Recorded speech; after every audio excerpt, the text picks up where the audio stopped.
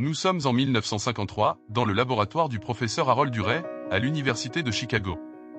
Urey est un chimiste renommé, qui a reçu le prix Nobel en 1934 pour sa découverte du deutérium, un isotope de l'hydrogène. Il s'intéresse depuis plusieurs années à l'origine de la vie sur Terre. Il pense que les premières molécules organiques, comme les acides aminés ou les bases azotées, se sont formées spontanément dans l'atmosphère primitive de la Terre, sous l'action de sources d'énergie comme le Soleil ou les éclairs. Il veut tester cette hypothèse en reproduisant expérimentalement ces conditions.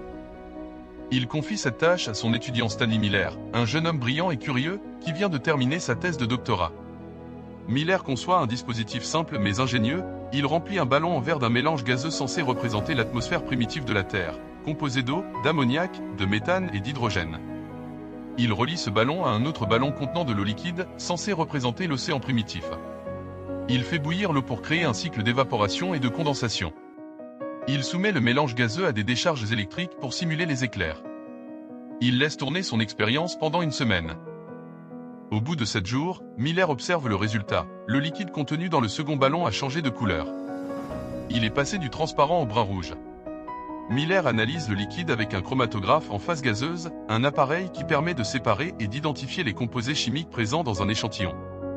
Il découvre avec stupéfaction que le liquide contient plusieurs acides aminés, dont certains sont essentiels à la vie. Il vient de réaliser la première synthèse prébiotique de molécules organiques à partir d'éléments inorganiques. Miller est enthousiasmé par sa découverte. Il écrit aussitôt à Urey pour lui annoncer la nouvelle. Urey est lui aussi impressionné par le résultat.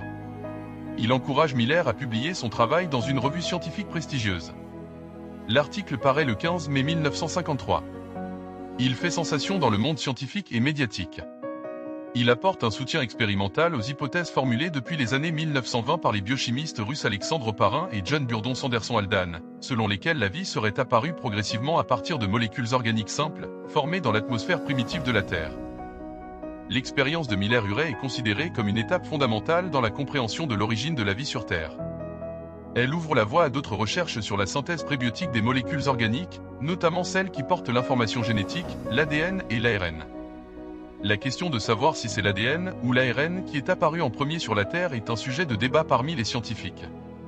Il existe plusieurs hypothèses, mais aucune n'est encore confirmée par des preuves irréfutables. L'une des plus populaires est celle du monde ARN, selon laquelle les premières molécules autoréplicantes étaient à base d'ARN. L'ARN aurait pu assurer à la fois le stockage et l'expression de l'information génétique, ainsi que des fonctions catalytiques et métaboliques.